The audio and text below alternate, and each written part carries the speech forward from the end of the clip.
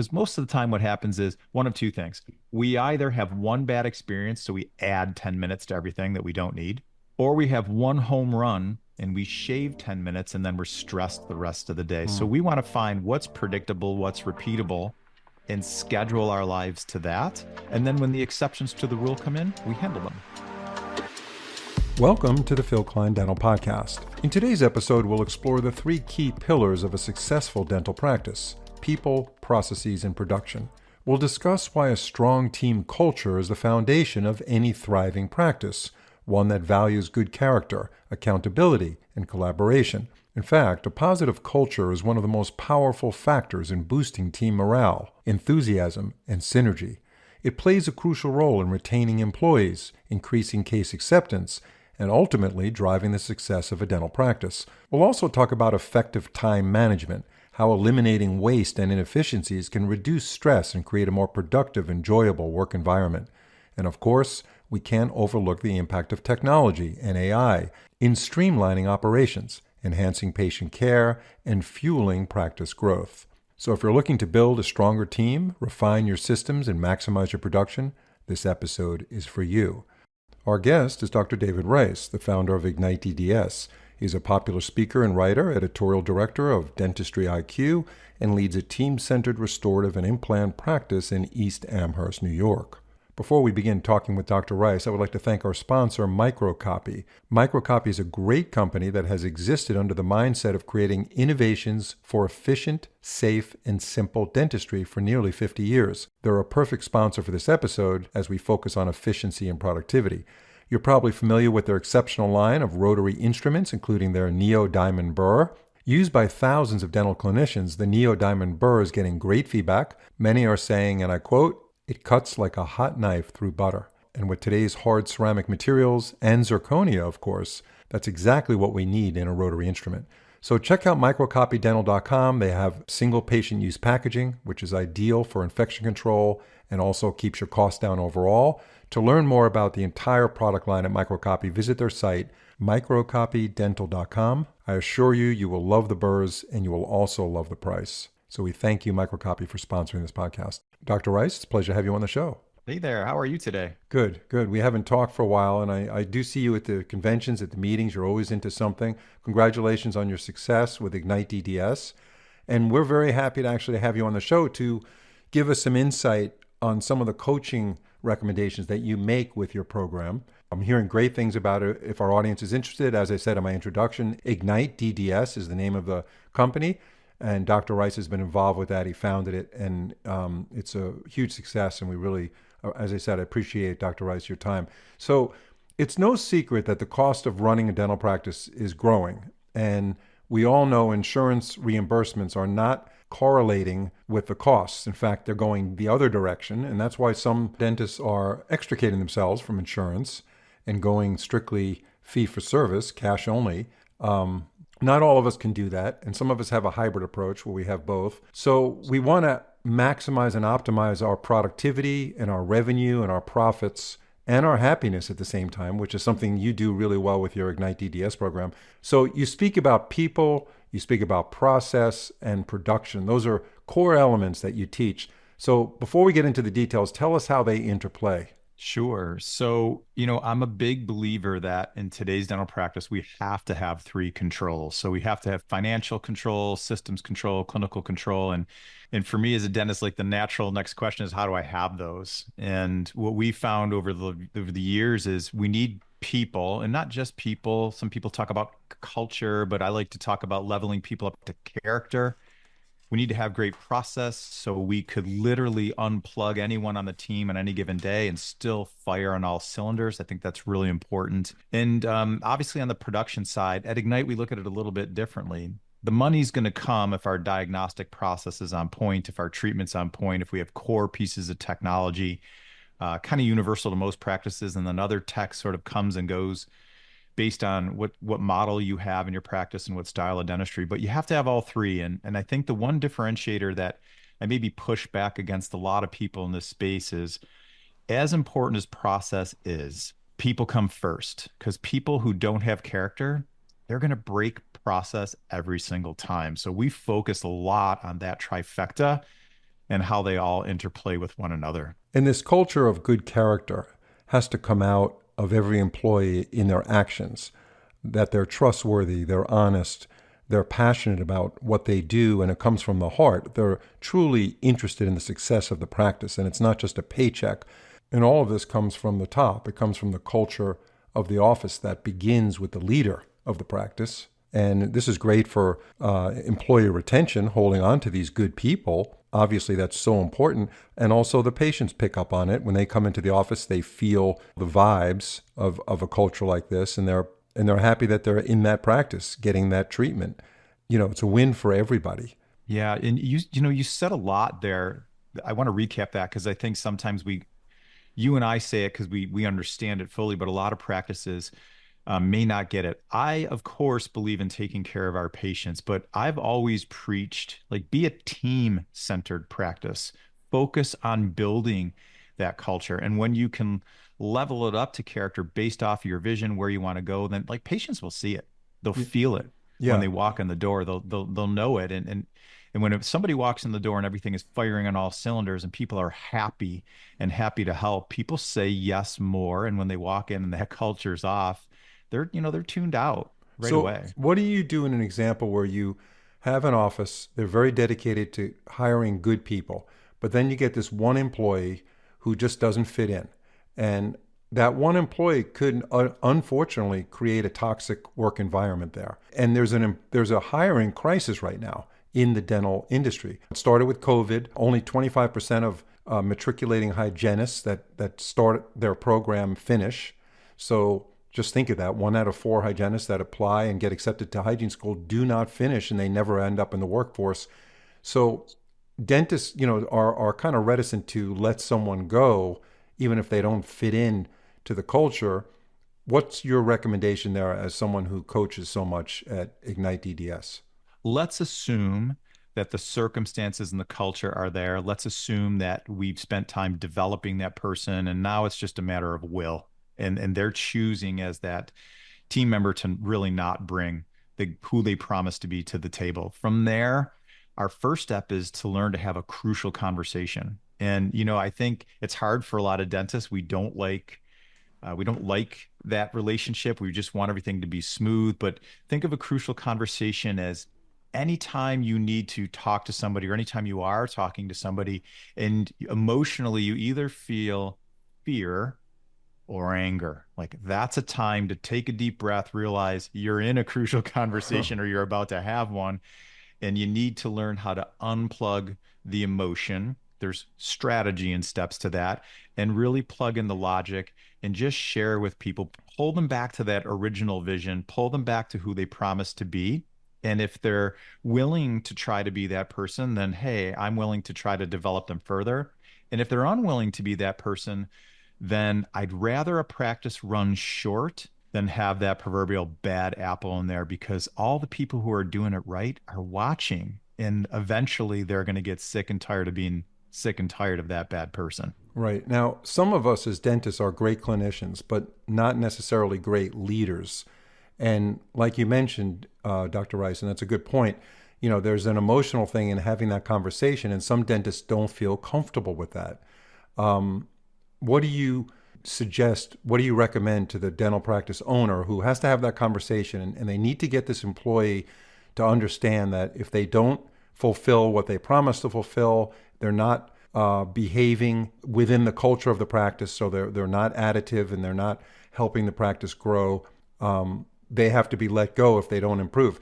How do you get that doctor to step up and not kind of defer that conversation to someone else in the practice, like maybe the head hygiene person or maybe an associate dentist? They'll say, hey, John, can you do me a favor and talk to Tracy, because we have to have this conversation. It has to come from the leader, the owner of the practice. If that person doesn't feel comfortable, what do you recommend for them to do? Yeah, I love that question, because you're 100% right. As the leader, you need to be the person who has that conversation. Your team's watching you at all times, and you have to walk your talk. So the first thing I would say is be vulnerable. One of the greatest leadership qualities I've ever really witnessed are people who are vulnerable and admit that maybe as you sit here today, you don't have that skill set yet, but you can learn it. And the first step is just to own that maybe it's not in your repertoire today. Then find people, and there's lots of great people out there, some in dentistry, some outside of dentistry, who can teach you how to be that person.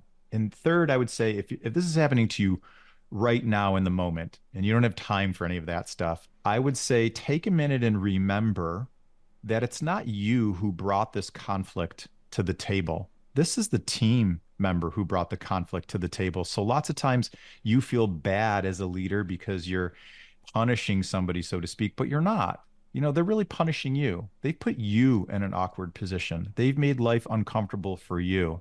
So that doesn't mean be nasty. You can be professional, but you can be fair, you can be firm, you can be friendly, and just let them know what you expect of them. Bring that back to that original expectation, and simply ask them a question if they're living up to who they promised to be, and stop talking. That might be the easiest thing to do without the actual skills to maybe have that conversation at a deeper level. So, as dentists, we're human beings. We all have emotions. But when you have an employee that's not behaving properly, or they just don't have, they're not a good fit for the culture, and you have that discussion and you give them a chance, you try to get them to fit in. But sometimes a dentist's compassion and empathy isn't in balance with their business acumen. So their business could suffer. The business itself is at risk. Like you mentioned, the other employees are not going to certainly be happy to have someone who's adding toxicity to the work environment. So what recommendations do you make to a dentist who naturally is very compassionate, has a tremendous amount of empathy for other people, which, as I said, could be a good thing, but they're not balancing their business decision-making properly? It's heavily weighted on the emotional empathy side, and that could ultimately hurt their business for obvious reasons. How do you coach in situations like that? Yeah. And, absolutes are really dangerous. So if you're always emotional or you're always on business, we can get into trouble. So in this instance where, you're firing on all emotional cylinders, I would have to honestly say my wife, Anastasia, is a master of this and healthy boundaries. So set healthy boundaries for yourself and that fuel the business success. You have to do it. So sit back and understand the level of impact that this person or these people are having on your business, and look at it from the standpoint that they're harming the other people on your team. They're putting the other teammates at risk. And if you don't manage this one person and get them to the other side or invite them to a career change, then they're not just negatively impacting you. They're negatively impacting 2, 3, 4, 10, 15 other people. So bring that emotion to the table and have the empathy for the people who are doing it right and Yeah. recognize that boundary. Yeah, that's a great point. That is a great way to look at it. All right, let's talk about process, Sure. and then we'll move on to production. Process. There's different processes in a practice. Tell us about, from the top view, what this means, and then we can get into a little more specifics about some of the recommendations you can make. Sure. I always look from a process level and start with KPIs. So key performance indicators. And, you line up 100 people who coach dental practices and you'll probably get 100 different answers on how many of these are important. But there's about 10 of them that are critical that we should be measuring all the time. And if you want to add others, go for it. From there, from that measuring stick, then there's really two types of operating procedures in any dental practice. Some are standard operating procedures. So people have heard of SOPs, and those are the things that run your business, how you answer the phone, how you schedule, how you bill, how you collect, HR, all those things. And then there's clinical operating procedures, so COPs. And those things are all about the efficiencies that happen when we're with patients. Because the crazy thing is, most dental practices that we walk into, we find about 90 minutes a day of waste. Hmm. And I don't want anyone working harder. That's not the goal when we examine those. But when we work smarter and we realize there's an extra 90 minutes in a day, boy, if we capitalize just an hour of that times 4 days a week, because we're dentists, we're lazy, that's our full time, times 48 weeks a year, that's a lot of production we can generate. And then we've got a 30-minute buffer if we want, or we can go all in and maximize all 90. So how do you identify that 90 minutes that's being wasted? We look at how everybody does the procedures that they do all day, every day. That's where we start. I think it's really overwhelming people to try to globally look at everything they do. So we say, hey, on the clinical dental side, hygienist, tell me what your average day looks like. Well, I have X perio procedures, X recare procedures, et cetera, et cetera. Dentist, what are you doing on the average day? Business team, what are you doing on the average day? And then what we do is we measure how long it takes to do each one of those processes. We look for opportunities to improve, and we find the true time allotment that it could be in a practice. Because most of the time, what happens is one of two things. We either have one bad experience, so we add 10 minutes to everything that we don't need, or we have one home run and we shave 10 minutes and then we're stressed the rest of the day. So Mm, we want to find what's predictable, what's repeatable, and schedule our lives to that. And then when the exceptions to the rule come in, we handle them. right. No, that's good. So, how inefficient is that typical hygiene check where the dentist has to get up from the operatory, go into the hygiene? I mean, I hear that all the time. I do a lot of podcasts and I hear that hygiene check. Tell us about that. Absolutely. So for your hygiene listeners, I don't have to tell you how long you wait for us as dentists. And dentists, you're usually frustrated and annoyed because your hygienist walks in at the most, quote, inopportune time. So Oh, if you yeah. can, right, it always Right. you're in the Yeah. middle of something that's stressful and you want to finish it. And I understand that. So the key is to schedule in times with a range where you can pop in early or pop in late. You know this is a team. You have a flow that you develop together that works for you, and you make it happen. What we schedule happens. What we randomly think is going to happen becomes really difficult to execute. So, staying with processes, Dr. Rice, with your experience as a coach, give us some examples that routinely come up as processes where the dentist is pretty inefficient, where they're losing productivity, they're losing efficiency doing these processes day in and day out. Sure. So I'm going to give you low-hanging fruit. Accounts receivable. I have yet to coach a practice where we couldn't go in and find them literally $80,000 minimum in the first 45 days. So there's a major gap with the process, and that happens on two sides. It happens on the patient side in collecting money, and it happens on the insurance side and how you expedite getting paid. And then everybody has their own quote process within that process of you collect payment at time of service or you collect payment after insurance comes in. So that's a big, big area. Another one is new patient process. The data shows us, this is crazy to hear, but data shows us that if a new patient calls us and we don't get them scheduled within 2 weeks, over 85% of them are not coming in for that appointment. So Wow, we wow. have to dramatically improve our process to get new patients in the door while they're ready on their schedule. Now, do these And offices have online scheduling? Like, in the medical field right now, if you call, you can't call anybody these days. I mean, getting someone on the phone is, and now they say, the wait's 20. I called my dermatologist. The wait's 28 minutes. Do you want to wait? Or do you want us to call you back? And that's really kind of nice that, they have a way of having you opt in to being called back, although I never did get the call. But then you can go onto a website and actually make an appointment. You can do that with your car to the dealership. And you can go on and you can choose, 4 weeks. I want to bring my car in at 7 in the morning, and you grab the spot and there it is.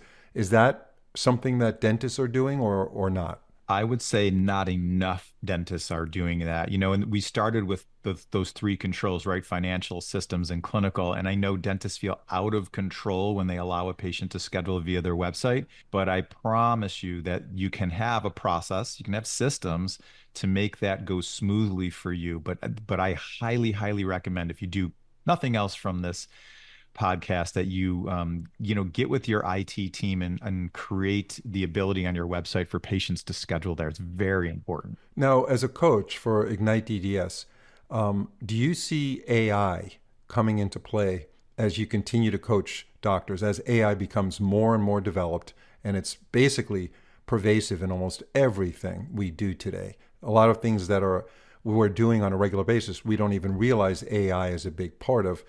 But there's so much in dentistry that AI could actually streamline efficiency for us So tell us about that. What does it look like for you as a coach in this? How AI is becoming so relevant and could have such a big impact on the practice? Sure. For the SOP, the standard operating side, there's a few things that are happening right now that are amazing. Having an AI, I'll say person, because they're that good these days, answer your phones for you and guide a patient through the process. Like gone are the days where it sounds like a machine and it's automated. The best AI systems out there are amazing. We can teach them to share what we want to share. Their inflection is on point. That's awesome. Also on standard operating procedures, the move towards AI helping us with insurance companies. We all know how long that takes a team member or team members to do. AI is streamlining that process. And on the clinical operating procedure side, there are some really strong players out there that help us from a diagnostic side with radiographs, both in perio and the dental carry side of things. And they're not only excellent for almost like a second opinion for us, but they're tremendous at calibrating our team.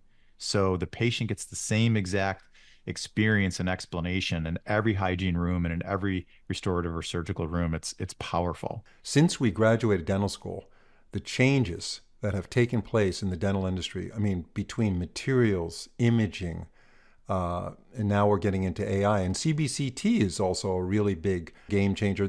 I talked to a doctor who is doing a lot of implants.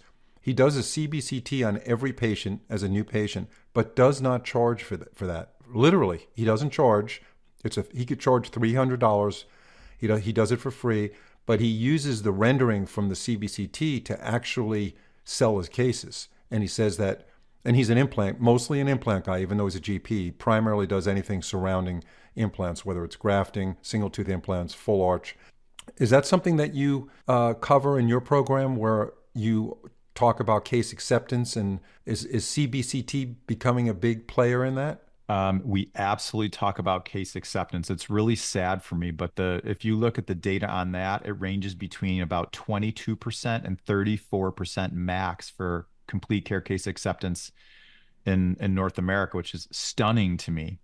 Stunning how much we think we're treating our patients and delivering optimal care and we're not, and then the revenue we lose on the business side of it because they're not saying yes to the treatment. And I would say yes, the CBCT is one of those core technologies that as soon as you can afford to bring it into your practice, it's a tremendous diagnostic tool. It allows us to see so many things. And let's be honest, right? If we can't see it, we can't treat it. Yeah, it's interesting to point out, Dr. Rice, that the CBCT of today is similar to the investment that was made decades ago with a pan.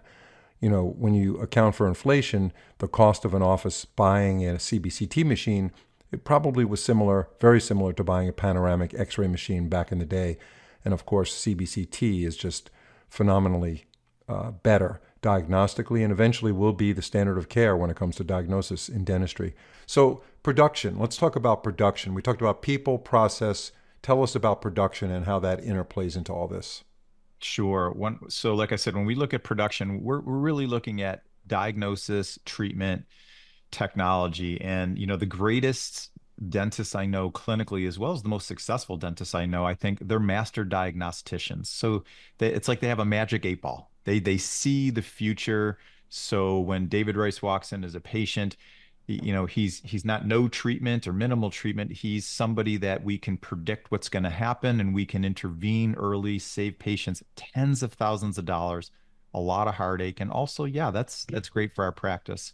The treatment scope really is about, I love dentistry because we can choose, the scope of our treatment, but whatever scope you choose, I would say be a master of it and don't try to be all things to all people. We've got tremendous specialists in dentistry. We still lean on them. The practices we coach, many of them still lean on specialists, and that's a wonderful way to practice and deliver optimal care and win a lot and build your brand and reputation in the community. And then the tech side, like I said, CBCT being core, scanner. You have to have a scanner today. I mean, it's. I still talk to dentists who don't. It's a must. And if you're a seasoned pro and you're thinking, well, I'm on kind of the home stretch, do I really need to make that investment? The answer is, if you want a young dentist to buy your practice, yes. Yeah, absolutely. And I know Yeah, they want turnkey. They don't want to walk in and change the carpets and repaint the walls and buy some tech. They want it to, walk and talk the way they like it Yeah, when and they walk they're in. buying the goodwill, which Yeah. and the goodwill part of that are those patients that obviously see the office as being digital and being high end and having you don't necessarily have to have the latest and greatest gadget across the board, but an intraoral scanner. I mean, at this point, what is it? 40% penetration now. Yeah, I think that's a really great number at Jockeys, but 40's fair. So boy, that's 60% of us out there that can level up our practice with one investment. And Yeah, it's not even really a large investment anymore, unless you choose to bring in a milling machine and other components to that technology. But you can get into a really solid scanner for, 20,000 bucks. yeah. So I want to ask you about this. Dentists often bring this up on the episodes that I do when I talk to them. They feel that it's important to differentiate their practice. Now we're talking about general dentists now. So a lot of them are thinking of what they refer to as a subspecialty in general dentistry, and that could be airway, that could be TMJ, that could be both. Sleep medicine, of course, is part of airway, and implants. Some GPs are specializing in implants. And this certainly makes a lot of sense for a number of reasons: career satisfaction, competition with other dentists that are out there, boosting awareness in the dental population that's in your community that you do these things to attract new patients.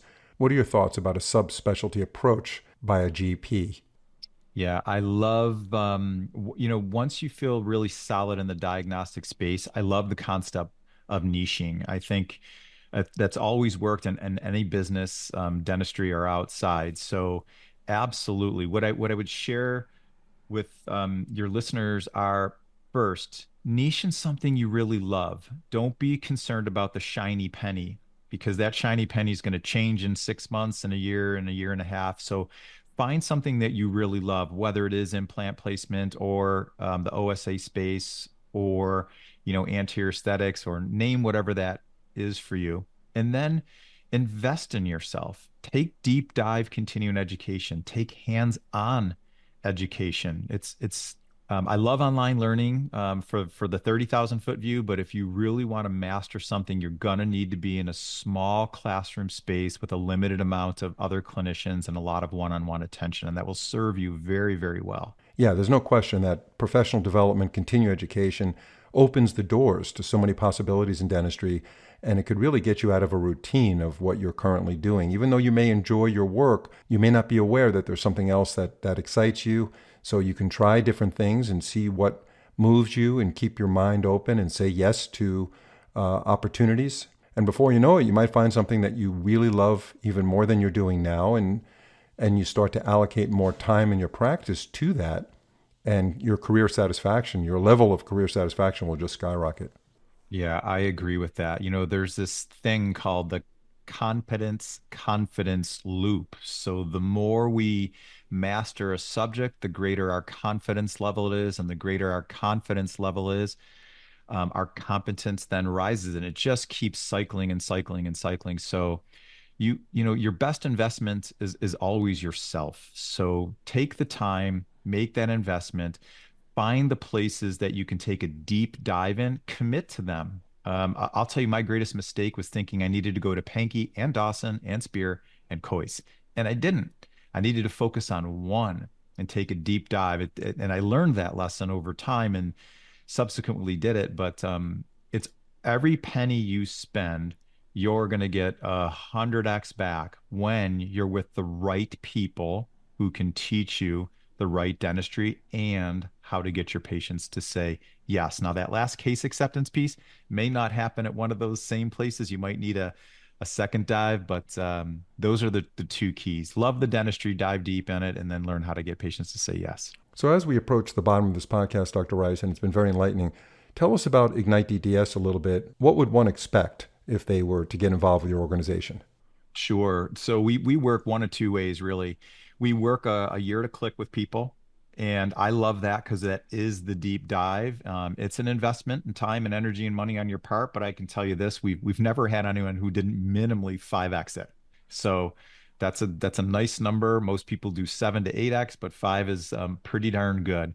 Or if you're kind of a shallow dive person and you need to build trust and learn, we work 90-day jump starts. Those are keyed into very targeted areas of your practice, like case acceptance, like accounts receivable, like just simply answering the phone at an excellent level so you get those people in the door for all the marketing dollars. In order to make the recommendations and coach a particular practice that's specific to them, you have to assess the office, obviously. How do you do that? Yeah. So the first thing we do if you reach out to us is we're going to, one, jump on a Zoom call with you because I need to learn where you are, where you want to go, and how fast you want to get there. And two, we'll send you an assessment that pulls some of those key performance indicators, asks you a few questions that are a lot of a mirror test, and then we go from there. And if our listeners want to reach out to you, Dr. Rice, what's your email? It's my name. It's david.rice@igniteDDS.com. And you can find me on pretty much every social platform that exists as well. Dr. Rice, I really appreciate the discussion. Great stuff. Really enjoyed talking with you. You brought up some great points, and we hope to have you on the show again. Thank you very much. Thank you.